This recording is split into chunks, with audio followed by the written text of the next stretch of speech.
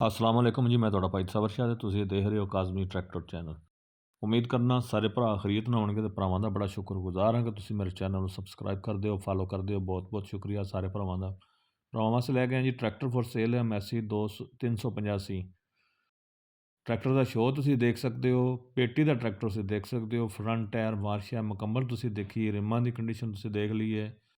ਆਂਡੇ ਟੂਪਾਂ ਦਾ ਟਰੈਕਟਰ ਸਾਫ਼ ਹੋਵੇਗਾ, ਟੁੱਟ ਭੱਜ ਨਹੀਂ ਹੈ, ਰੰਗ ਟਰੈਕਟਰ ਦਾ ਜਿਹੜਾ ਹੈ ਜੈਨੂਅਨ ਹੈ, ਦੁਬਾਰਾ ਰੀਪੇਂਟ ਨਹੀਂ ਹੋਣ ਲੱਗਾ।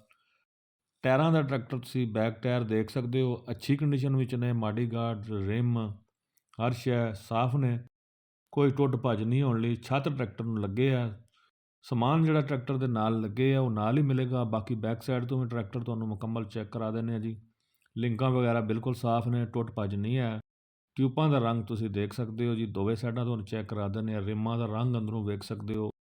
ਦੂਸਰੀ ਸਾਈਡ ਦੀ ਵੀ ਟਿਊਬ ਹੁੱਕ ਤੁਹਾਨੂੰ ਦੱਸਿਆ ਲੱਗੇ ਆ, ਫੈਸਲਾਬਾਦ ਦਾ ਨੰਬਰ ਟਰੈਕਟਰ ਨੂੰ ਲੱਗੇ ਆ ਜੀ। ਲਿੰਕਾਂ ਤੁਸੀਂ ਦੇਖ ਸਕਦੇ ਹੋ ਤੁਹਾਡੇ ਸਾਹਮਣੇ ਨੇ, ਬਿਲਕੁਲ ਸਾਫ਼ ਨੇ, ਟੁੱਟ ਭੱਜ ਨਹੀਂ ਹੈ। ਟਿਊਬ ਦੀ ਦੂਸਰੀ ਸਾਈਡ ਵੀ ਦੇਖ ਲੀਜੇ, ਦੋਵੇਂ ਸਾਈਡਾਂ ਦੀਆਂ ਟਿਊਬਾਂ ਰਿਮ ਟਰੈਕਟਰ ਦੇ ਅੰਦਰੋਂ ਵੇਖ ਸਕਦੇ ਹੋ, ਸਾਫ਼ ਨੇ, ਅੱਛੀ ਰਿਮ ਕੰਡੀਸ਼ਨ ਵਿੱਚ। 2018 ਮਾਡਲ ਜੇ, 18 ਦਾ ਹੀ ਨੰਬਰ ਲੱਗੇ ਆ। ਬਾਕੀ ਦੂਸਰੀ ਸਾਈਡ ਦਾ ਟਾਇਰ ਰਿਮ ਤੁਸੀਂ ਦੇਖ ਸਕਦੇ ਹੋ ਤੁਹਾਡੇ ਸਾਹਮਣੇ ਨੇ, ਰਿਮਾਂ ਦਾ ਰੰਗ ਤੁਸੀਂ ਚੈੱਕ ਕਰ ਸਕਦੇ ਹੋ, ਅੱਛੀ ਕੰਡੀਸ਼ਨ ਵਿੱਚ ਨੇ, ਰਿਮ ਸਾਫ਼ ਨੇ, ਟੁੱਟ ਭੱਜ ਨਹੀਂ ਹੈ। ਛੱਤ ਜਿਹੜਾ ਲੱਗੇ ਉਹ ਨਾਲ ਹੀ ਮਿਲੇਗਾ, ਸਮਾਨ ਜਿਹੜਾ ਲੱਗੇ ਉਹ ਨਾਲ ਮਿਲੇਗਾ।